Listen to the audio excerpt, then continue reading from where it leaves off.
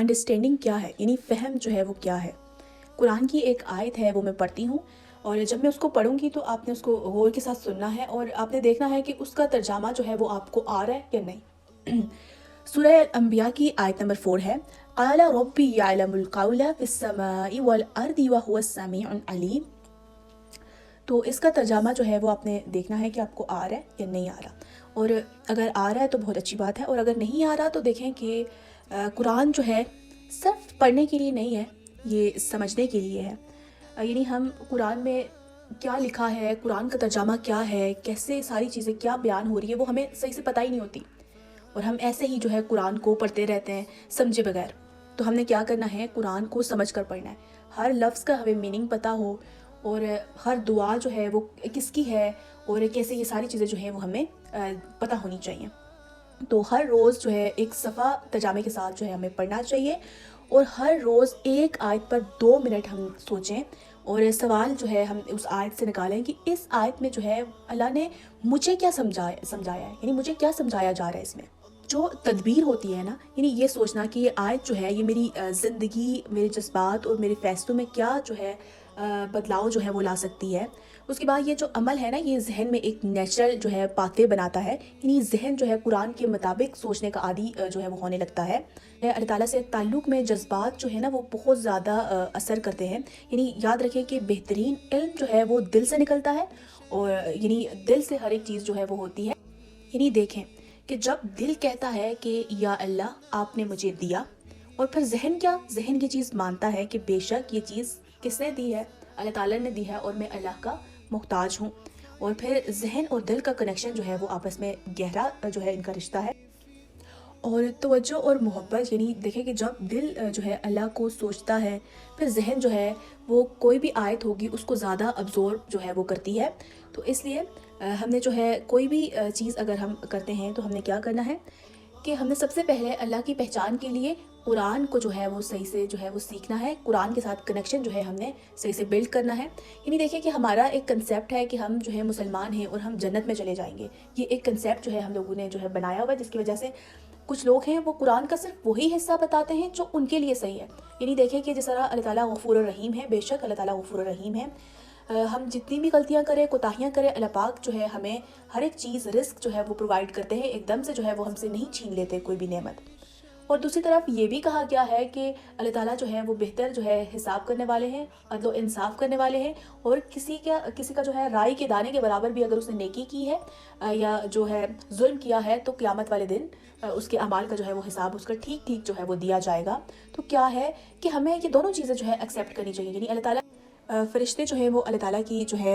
मुअज़्ज़ज़ जो है महलूक है। तो देखें वो अल्लाह ताला ने उनको जिस तरह कहा है, यानी जिस फ़रिश्ते को कहा है सजदा करो वो सजदा करता है, जिस फ़रिश्ते को जो काम दिया गया है वो वैसे ही करता है। तो फ़रिश्ते हमारे लिए एक रोल मॉडल हैं कि देखें कि वो अल्लाह से मोहब्बत भी करते हैं और अल्लाह से वो डरते भी हैं। तो हमने क्या करना है कि सिर्फ अल्लाह से मोहब्बत जो है वो नहीं करनी, अल्लाह से डरना भी है। यानी देखें कि अगर कोई पेरेंट्स है हमारे, तो वो सिर्फ हमें मोहब्बत है और हमारे साथ बस प्यार के साथ जो है हमें प्यार ही देते रहें, तो ऐसा होता है ना कि बच्चा बिगड़ जाता है।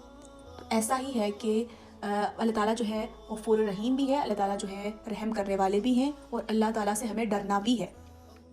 और जो है मोमिन क्या कौन है?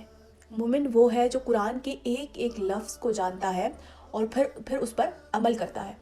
और मुसलमान तो हम तो है ना मुसलमान, हमें पता है कलमा क्या है,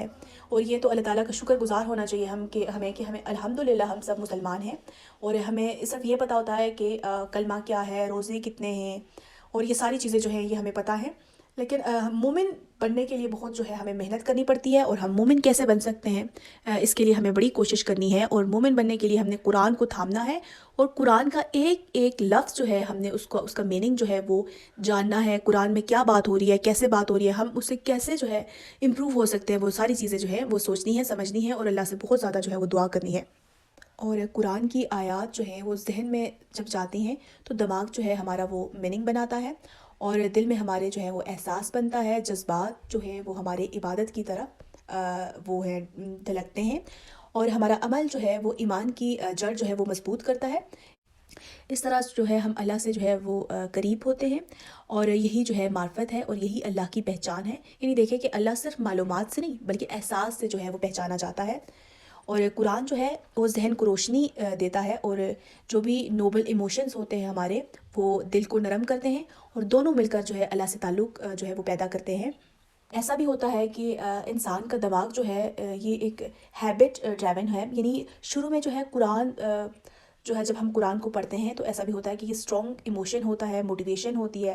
تو پھر ایسا ہوتا ہے کہ کبھی ذمہ داریاں ہوتی ہیں، نوکری ہوتی ہے، فیملی آتی ہے، اور سٹریس کی وجہ سے ہم جو ہے قرآن کو پڑھتے ہیں، ساری چیزیں ہوتی ہیں، لیکن ویسا نہیں کر پاتے جس طرح کہ ہم شروع میں ہم نے قرآن کو سیکھا ہوتا ہے اور ہمارا موٹیویشن لیول ہوتا ہے۔ اٹینشن ہوتی ہے نا، وہ ہائی جیک ہوتی ہے، یعنی دماغ جو ہے وہ نئی ترجیحات جو ہے وہ بنا لیتا ہے، اور ہمارا جو یعنی دیکھیں کہ پہلے ہم ان میرڈ ہوتے ہیں، ہماری لائف اتنی بزی نہیں ہوتی، اور شادی کے علاوہ بھی جب انسان پروفیشنل لائف میں آتا ہے تو تھوڑی جو ہے اس کی چینجنگز آتی ہیں، تو اس لیے جو ہے دماغ میں جو ہے وہ نئی ترجیحات جو ہوتی ہیں وہ پیدا ہو جاتی ہیں، اور پرانی عادتیں جو ہوتی ہیں وہ فیڈ ہو جاتی ہیں،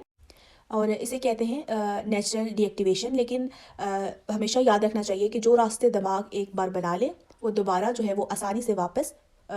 کھل جاتے ہیں، لہٰذا ایسا نہیں ہے کہ قرآن سے اگر تعلق ختم ہو گیا ہے، یعنی کم ہو گیا ہے، تو وہ بالکل جو ہے ختم ہو گیا ہے، کچھ نہیں ہو سکتا۔ وہ صرف جو ہے